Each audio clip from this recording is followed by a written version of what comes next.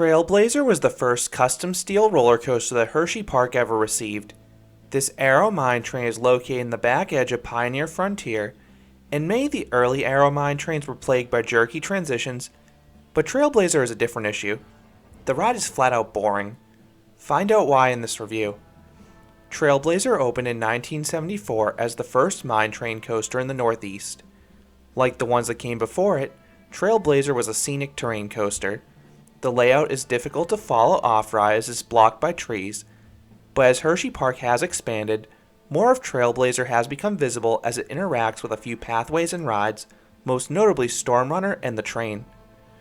Trailblazer almost always has a short wait, even on busy days, and that's great for younger guests because it's one of the park's best family coasters because of its low height restriction and approachable ride experience. This coaster runs 2 trains, each seating up to 30 riders. Each train is comprised of 5 cars, each with 3 rows.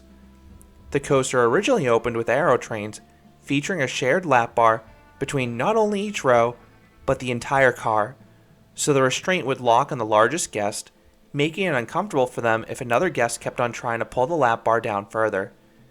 This is the same setup on rides like Cedar Creek Mine Ride at Cedar Point. In 2003, the ride received new trains from Premier Rides that gave individual lap bars. This mirrored the newer Aero mine trains. This makes the ride experience much more comfortable for larger guests and more secure for smaller guests, so it's an all-around win.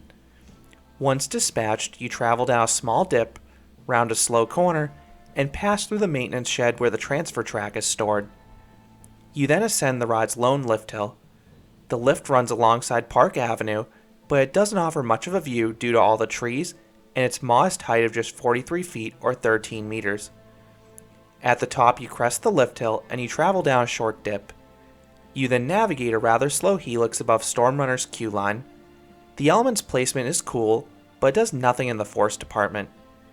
You then slither towards the mid-course brake run, which is actually level with Storm Runner's launch. You then navigate the ride's largest drop. It's probably no more than 15 to 20 feet or 6 meters tall, but it does have a great head chopper as you dive underneath the park's train. The drop doesn't have much power to it, but the profiling can make it jerky, especially towards the back of the train, so watch out here. That's followed by a 540-degree downwards helix. This element looks great off-ride as it's adjacent to the midway, but you just have too little speed on ride to make it noteworthy. You then twist into a tunnel that leads into the final brake run, ending the 1,600 foot or 490 meter long coaster. So what would I rate Trailblazer? I would give this Aero mine train a 3 out of 10. This is one of the weakest Aero mine trains. The layout is slow and just not that interesting. However, the coaster does have some solid visuals, and the ride does have merits as a family coaster. It's reasonably smooth outside of one element, and it does have a low height restriction. Thrill seekers may be bored in this attraction, and I wish this ride had a more engaging layout like other mine trains, but Hershey at least has plenty of other thrill coasters to appease those. So those are my thoughts on Trailblazer at Hersheypark. What are your thoughts on this Aero mine train? Do you agree it's one of the weaker ones? Let me know down in the comments. If you enjoyed this review, I'd appreciate it if you gave this video a like, and you considered subscribing, because there'll be a lot more roller coaster and amusement park videos here at Canopy Coaster. Thanks for watching.